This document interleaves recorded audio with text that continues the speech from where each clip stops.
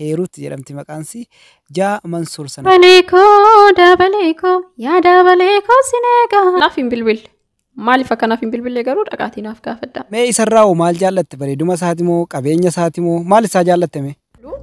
Kanaafan isa jaalladhee gabaabumatti jaalallee hin qabu. Osoo Mansuur Jamaal natti heerumisiin jedhee jaarsa koo jechuudha. Amma isaanuun dhudhungattee ishee gochuu dandeenya homaa rakkoo hin qabu. Hunda hirriba kiyyaa yeroo hin qabu jaarsa koo of cinaatti arguun fedha.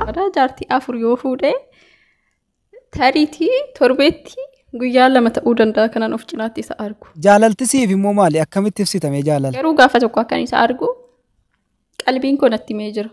Eshi gabaabumatti Mansuur maal akkasii godhu barbaadda? Gammachuu yookaan immoo kabajatu natti dhaga'ama malee gaabbiin natti hin dhaga'amu jettanii ilkaan isaa baay'ee bareeda.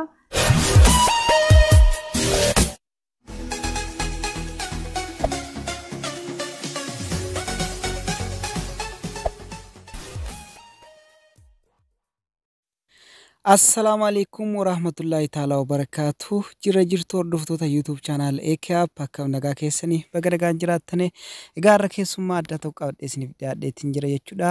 Heeruutti jedhamti maqaansi jaa Mansuur sana ka TikTok irratti sirba baafte sana har'a asirratti qabadhee isiniif dhiyeetiin jira jechuudha. Heeruut bee sirba tokkoon nuuf jalqabe sagantaa keenya. Dabaleekoo yaa dabaleekoo sineegaa lafaan harkaasiitu beekaa. Dabaleekoo taanachaan xaafii facaasee.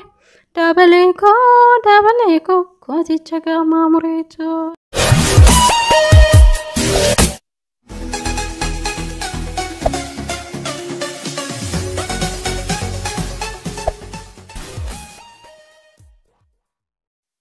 Hayyee Heeruut hordoftoota kiyya dursa nagaa gaafadhu. Ashamaa harka fuunee akkam jirtu? Ani nagaa kootii galata rabbii sinillee bakka jirtanitti nageenyi kiyya simbira haa gahu. Hayyee gaa Heeruut Mansuur sirba kan kee akka inni dhaga'e nu hundinuu argineerru erga dhaga'ee oo keessaan siif barreessee siif bilbilee? Naaf hin bilbille. Maaliif akkanaaf hin bilbilee garuu dhaqaatii naaf gaafadha.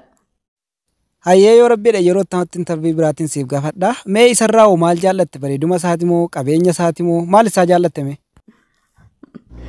Nama jaalachuudhaaf sababni hin barbaachisu. Nama waan ta'eef nin jaaladha, nin kabaja. Qabeenyi isaa isumaa fi malee ana wanta na fayyadu hin qabu. Hojjetee argatee isinis anis yoo hojjenne sadarkaa inni gahe kanarra ni geenya. Qabeenyi fixeensa ganamaati ni argattaa gaafa dhabdu hin beektu. Ani kanan isa faarseef yookiin kanan isa jaaladhee fi onni qulqulluu qaba. Namoota rakkatan ni gargaara. Akka abbaa qabnaasitti ofii hin tolu kanaafan isa jaaladhee. Eshi gara gaafa biraatti yoo dabarfannu Mansuuri sirbuu keetiif jaalalleen kan keessatti hin dallanne moo jaalalleen qabdu moo? Gabaabumatti jaalallee hin qabu kanaafuu namni natti dallane hin jiru jechuudha. Gabaabumatti kana. Amma Heeruut osoo waliin sobiniin osoo Mansuur Jamaal natti heerumisiin jedhee gaafii isaanii fudhattaa? Tokkoffaa amantaan keenya garagaraa. Kabira immoo akkuma beektan inni jaartii 4 fuudhuu barbaada. Ani immoo jaarsi kiyyaa kan koo qofa akka ta'u malee kiyyas kan nama biraatis akka ta'u hin fedhu. Hinaaffaa akkasinitti hin fakkaanne hinaaffaa miti.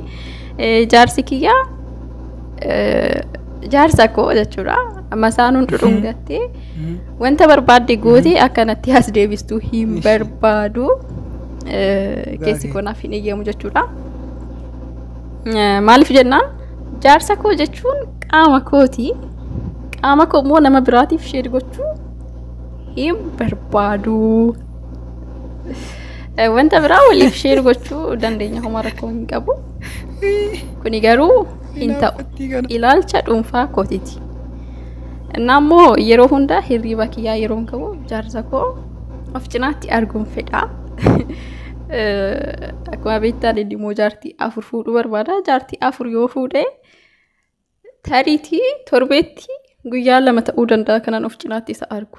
Kanaafuu na fuudhi jedheetu na gaafatee gaafisaa hin fudhadhu hin taqabbalu. Eshi haa ta'u jaalaltisiif immoo maali? Akkamitti ibsitamee jaalala? Waa'ee jaalalaa namoonni baay'een waan hedduu dubbatanii jiru. Isa irra deebi'ee dubbachuu hin barbaadu.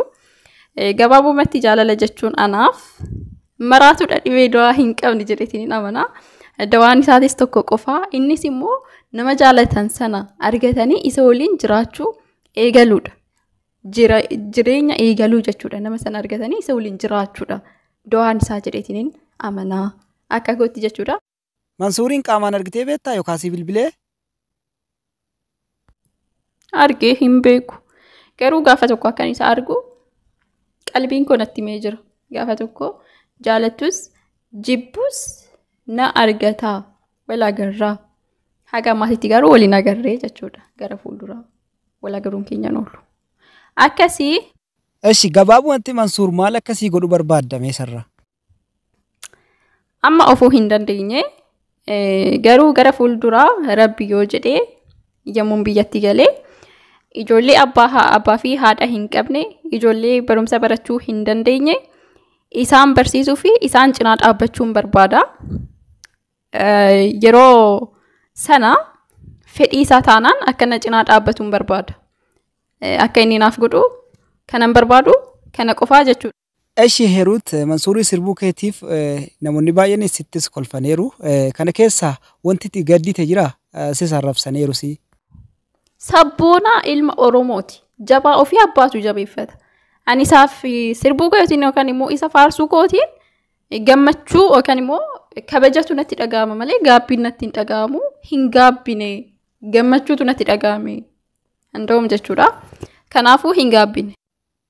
Hayyee gaasila qabeenya isaa hin jaallanne jettee qaama isaarraa moo eessa isaa sitti tolame? Eessa isaa faa jaallatte? Dhugaa dubbachuuf gurbaan ni bareeda. Waan fokkatu hin qabu. Garuu maal isaa jaallatti yoo jettanii ilkaan isaa baay'ee bareeda.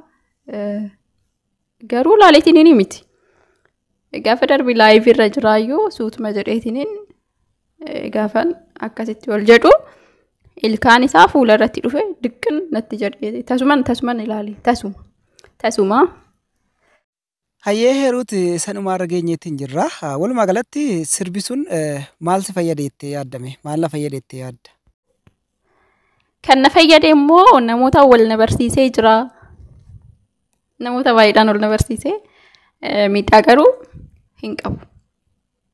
Akkasii viidiyoo kanarratti yaada yoo qabaattan koomentii keessaan nin eegaa nin dubbisa koomentii keessanii. Amma nu faana turteef baay'ee guddaa galatoomii. Hordoftoota keenya goonee kana fakkaataa waan nu dhaggeeffattan guddaa galatoomaa isiniin jenna. Ulfaadhaa horaa bulaa.